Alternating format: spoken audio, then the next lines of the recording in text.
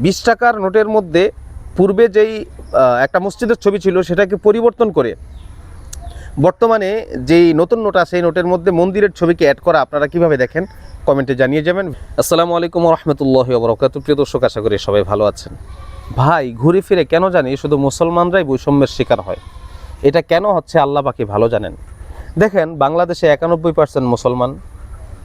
বাংলাদেশের একটা 20 টাকা নোটের মধ্যে মসজিদের ছবি ছিল, এটাকেও অনেকের সহ্য হচ্ছে না, এটাকে পরিবর্তন করে এখন মন্দিরের ছবি দেওয়া হয়েছে। কেন 91% মুসলমানের রাষ্ট্রে ধর্মীয় জিনিসটার মসজিদের ছবিটাকে সরিয়েই কেন মন্দিরের ছবি দিতে হবে? অন্য কোনো জিনিসের ছবি কি দেওয়া যায় না? এখানে তো একটা ধর্মীয় দাঙ্গা লাগানোর অপচেষ্টা আমি মনে করি। অনেকেই মনে করেন এটা যে ধর্মীয় দাঙ্গা লাগানোর একটা অপচেষ্টা। অন্য কিছু অ্যাড করা যায় না, কেন মন্দিরের ছবিটাকে অ্যাড করা হবে? আচ্ছা, আপনাদেরকে বলি, 91% মুসলমানের রাষ্ট্রে যদি হিন্দু ধর্মের মন্দিরের ছবি টাকার মধ্যে দিতে হয়, তাদেরকে যদি এতটাই প্রায়োরিটি দিতে হয়, তাহলে আপনি ইন্ডিয়াতে দেখেন, ইন্ডিয়াতে 79% হিন্দু আর 14% মুসলমান। তো ইন্ডিয়ার টাকার মধ্যে কি মুসলমানদের মসজিদের ছবি আছে? ছবি নাই। কারণ ইন্ডিয়া সবসময় টাকা নিয়ে মনে হয় রাজনীতি করে না। আমরা টাকা নিয়ে যেরকম রাজনীতি করি, টাকাটাকে আমরা নিজেদের বংশীয় দলীয় একটা প্রতীক মনে করি, যার কারণে যেই দল আসে, যেই বংশ আসে, ওই টাকার মধ্যে তাদের একটা ছাপ রেখে যায়।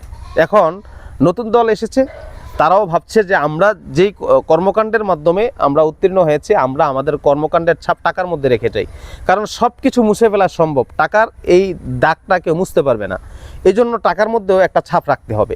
20 টাকার পূর্বের নোটের মধ্যে যে মসজিদের ছবি ছিল, সেই মসজিদের ছবি পরিবর্তন করে মন্দিরের ছবি দেওয়ার তীব্র নিন্দা জানাচ্ছি এবং তীব্র সমালোচনা করছি।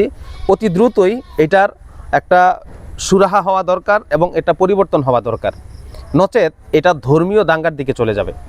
এখন অনেকে মনে করতে পারেন, যারা হিন্দু তারা যে আমাদের দেশে আছে, তাদেরকে আপনি বৈষম্য করবেন কেন? তাদেরকে বৈষম্যের মধ্যে রাখবেন কেন?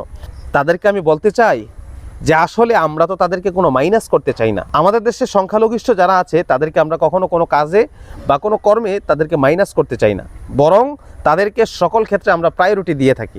তো সকল ক্ষেত্রে প্রায়োরিটি দেওয়ার মানে তো এটা না যে টাকার মধ্যেও তাদের ধর্মীয় বিষয়কে অ্যাড করতে হবে। এখন আমরা তাদেরকে যেই প্রায়োরিটি দিচ্ছি, আমাদের দেশের সংখ্যালঘিষ্ঠ যারা আছে তারা কি আমাদেরকে সেই প্রায়োরিটি দিচ্ছে? আপনারা জানেন, একটা সংগঠন আছে হিন্দু বৌদ্ধ খ্রিস্টান ঐক্য পরিষদ, সেখানে মুসলমানদের নাম নাই।